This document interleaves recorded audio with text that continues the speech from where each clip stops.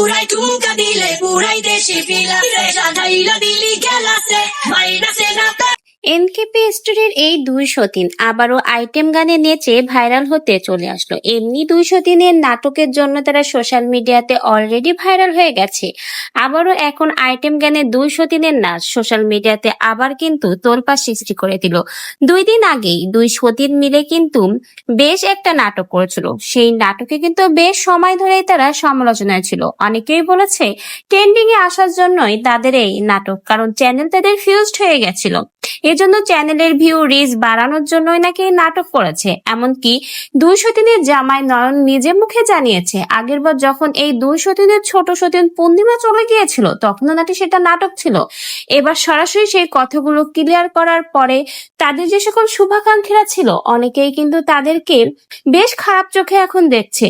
বলতে গেলে তাদের এই নাটকটা অনেকেই কিন্তু পছন্দ করেনি, কারণ বড় সতীনকে সকলেই অনেক বেশি সহজ সরল এবং পছন্দ করত, কিন্তু তার এই নাটকটা যেন সোশ্যাল মিডিয়ার অধিকাংশ নেটিজেনরাই মেনে নিতে পারেনি। তাই তো বর্তমানে তাদের একটু সোশ্যাল মিডিয়াতে ঢল নেমেছে। এজন্য আবার ট্রেন্ডিং এ আসার জন্যই এবার কক্সবাজার যে ট্রেন্ডিং গানের আইটেম সঙ্গে নেচে গিয়ে আবারও ভাইরালে তারা। বলতেই হবে 203-এর মাথায় বুদ্ধি আছে। 2 দিন পর পর কিভাবে ট্রেন্ডিং এ আসা যায় সেটা কিন্তু তারা বেশ ভালোই বোঝে। আবারও আইটেম গানে নেচেছে এই 203 এবং নেচে আবারও সোশ্যাল মিডিয়াতে নিজেদেরকে ভাইরাল করে দিল।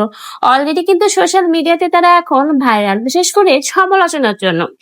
তাদের এই নাটকের পর থেকে সোশ্যাল মিডিয়াতে যে যেভাবে পারছে, বিশেষ করে রাজার বউ ভেবলি, সে তো তাদেরকে ধুয়ে দিয়েছে।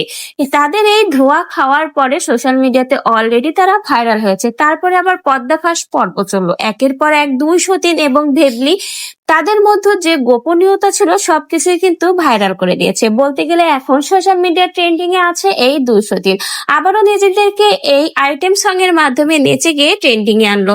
রিসেন্টলি তারা কক্সবাজার ট্যুরে গেছে এবং সেই মুহূর্তে যে এই সুন্দর আইটেম গানে আবারও 203 কোমর দুলিয়ে নেচেছে, আর সেটার মাধ্যমে কিন্তু আবার সোশ্যাল মিডিয়াতে তারা ভাইরাল হলো।